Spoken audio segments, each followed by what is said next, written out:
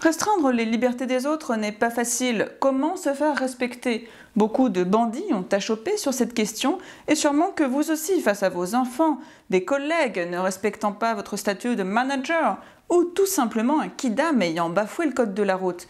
Il existe heureusement une solution très simple, dénuée de toute violence. Parlez comme un préfet.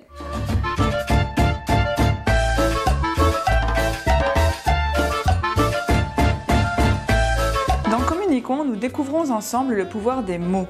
Or, s'il y en a bien qui en imposent, ce sont les mots du vocabulaire juridique, parce que tout simplement, on ne les comprend pas, et donc ils nous dépassent, telle la parole divine, ils s'imposent à nous d'une manière transcendantale.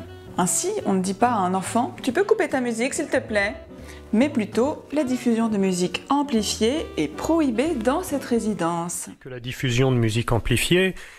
Les mots précis déstabilisent l'auditeur, car ils semblent cacher une réalité complexe, mystique. Une musique amplifiée n'est pas simplement une musique dont on a poussé le volume, c'est une musique magnifiée, dont toutes les petites notes ont été décuplées dans une résidence. Et qu'est-ce que la diffusion? C'est la propagation de quelque chose dans le corps, dans les veines. C'est pour ces raisons qu'un préfet n'interdit jamais de boire dans la rue, mais sur la voie publique.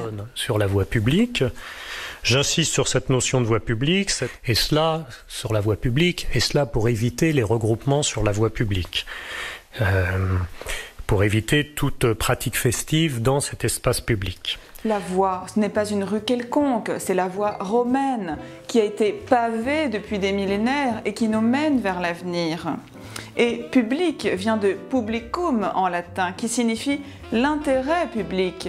Lorsque je bois dans la rue, je ne suis pas dans l'intérêt public. Il y a des ordres qui paraissent ridicules sans le vocabulaire approprié. Imaginez-vous un préfet dire « J'interdis les mariages qui ont lieu sous des tentes et les rassemblements de tigres dans des chapiteaux ». Un préfet dira plutôt qu'il interdit des rassemblements dans les ERP de type CTS. Dans les établissements recevant du public, simplement ces ERP. Et les événements se tenant sous de grandes tentes, qu'on appelle dans notre jargon des CTS, chapiteaux, tentes et structures. En pratique, cela veut dire que les représentations de cirque sous chapiteau ne pourront se tenir dans les 15 prochains jours. Pour une péniche, on préférera le terme établissement flottant. Ne vous regroupez pas sur les péniches. Si vous êtes manager mais qu'on ne vous respecte pas, ce qui arrive à beaucoup d'entre nous, changez de vocabulaire. Ne dites pas « mets ton masque, c'est obligé », mais plutôt « écoute, le masque n'est pas un outil superfétatoire, c'est d'ailleurs idoine pour enrayer la propagation de la Covid-19, essayons d'adopter une vision synoptique ». Si un motard vient de vous renverser et s'avance vers vous la bave aux lèvres, ne dites pas « dites donc, ça va pas la tête !» mais plutôt « excusez-moi, mais votre deux roues motorisé a-t-il freiné au marquage au sol symbolisant la jonction des deux chaussées ?»